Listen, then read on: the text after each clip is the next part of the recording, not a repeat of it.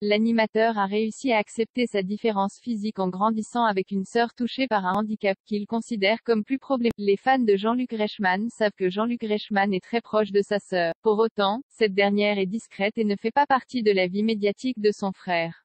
Pour le documentaire événement diffusé sur TF1, qui revient en détail sur la vie de celui qui présente les 12 coups de midi, elle accepte de parler aux caméras. Jean-Luc Reichmann accepte son angiome grâce à sa sœur. Lorsque l'animateur n'est encore qu'un enfant, il vit mal sa différence physique. Il faut dire que les autres enfants, à l'école, ne sont pas tendres.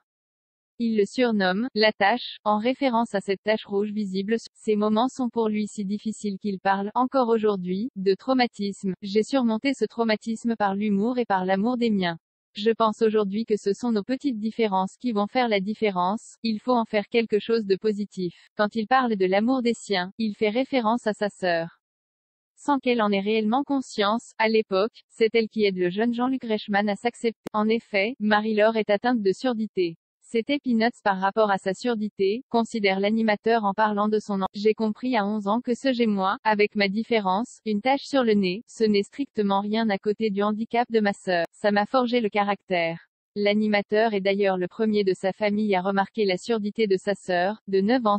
Marie-Laure est en effet sourde à 97% du fait d'une malformation de naissance. Marie-Laure peu présente dans la vie médiatique de son frère. Tout comme son frère, Marie-Laure fait de son handicap une force. Elle se bat pour réussir, et parvient à réussir avec brio ses études de prothésiste dentaire. Elle rencontre l'amour de sa vie, l'épouse, et a 3 enfants.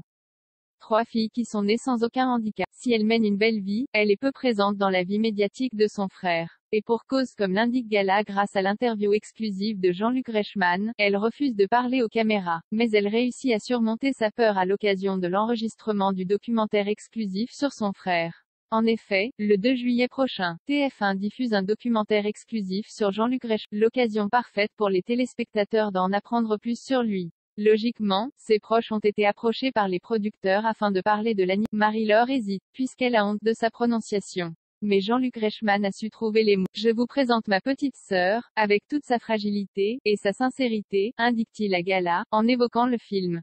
Il est ravi qu'elle ait trouvé le courage de participer au film. Jean-Luc Reichmann révolutionne la télévision pour sa sœur. Il y a encore quelques années, seuls les programmes d'actualité étaient sous-titrés. La télévision n'était alors pas faite pour les personnes malentendantes. Grâce à sa sœur, l'animateur se rend compte. Lorsque je suis rentré à Toulouse, j'ai compris que ma sœur ne comprenait rien à ce que je disais à la télé. Gala nous apprend que l'animateur se bat alors pour que sa sœur puisse regarder Jean-Luc Reichmann et comprendre ses émissions. Ainsi, dès l'année 1997, il ajoute une clause à ses contrats. Il exige que les programmes qu'il anime soient sous-titrés afin que les personnes sourdes et malentendantes puissent les apprendre. Pour l'époque, c'est une petite révolution.